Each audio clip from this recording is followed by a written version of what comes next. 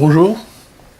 Alors, le conseil exécutif s'est réuni exceptionnellement le lundi 17 septembre au lieu du jeudi parce que le jeudi, nous étions en vigilance rouge.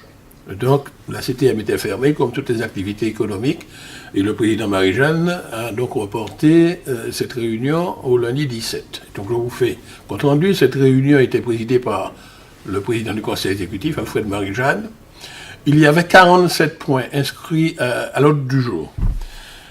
Alors, je vais les égrener les uns après les autres. Bon, je vais commencer par le domaine de la formation professionnelle que je présente personnellement. Nous avons eu à examiner des demandes adressées par 18 entreprises. Ce sont des entreprises qui ont comme projet d'embaucher des personnes sous contrat de professionnalisation. Alors, ce sont des contrats où il y a un volet formation prévu.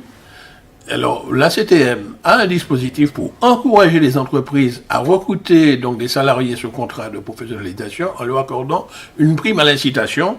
Donc, nous avons accordé 31 primes, donc ça veut dire 31 emplois que nous avons contribué à créer sous forme de contrat de professionnalisation. Dans le domaine de l'éducation, nous avons eu à réexaminer un dossier pour les subventions complémentaires d'équipement à attribuer à 5 établissements publics d'enseignement, 2 lycées et 3 collèges. Dans le domaine de l'aménagement, nous avons donné un avis sur un avenant apporté à une convention pluriannuelle signée avec la ville de Fort-de-France dans le cadre du programme de requalification des quartiers anciens dégradés. Alors, la ville de Fort-de-France a une opération qui s'appelle Pont de Caraïbes. Des subventions ont été attribuées par l'ancienne région pour un certain montant, mais à la demande de la ville, ce programme sera revu à la baisse. Donc, nous devons modifier la participation de la CTM à due concurrence à ce que la ville va porter elle-même. Donc, cette question viendra prochainement en plénière.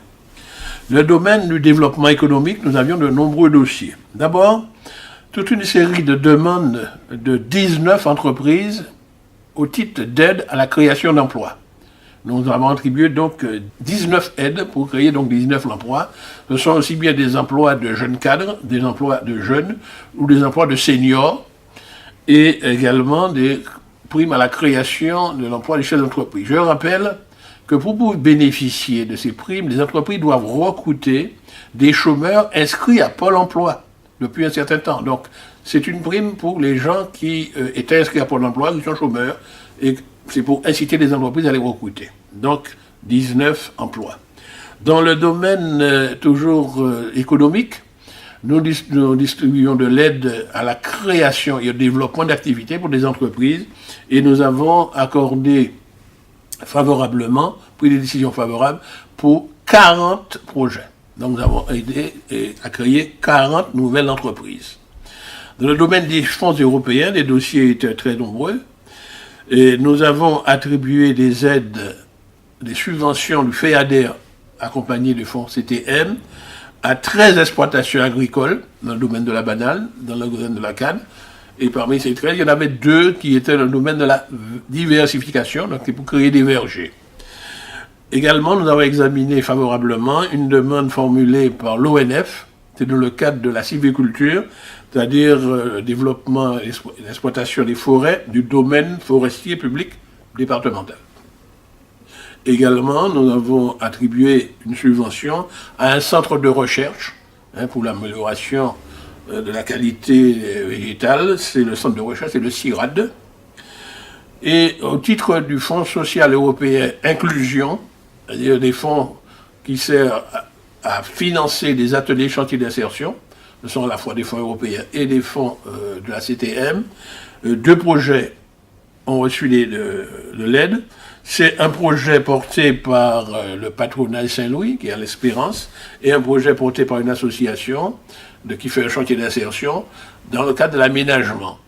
Alors, c'est l'aménagement paysager pour le patronat Saint-Louis, et pour l'autre association, c'est des financements pour la réhabilitation de l'ancien centre de la Tracée.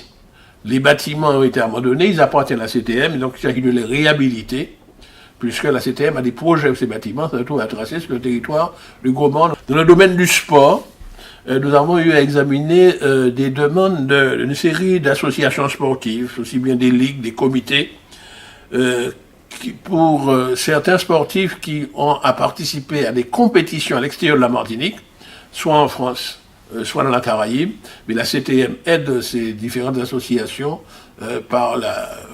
nous prenons en charge des billets d'avion.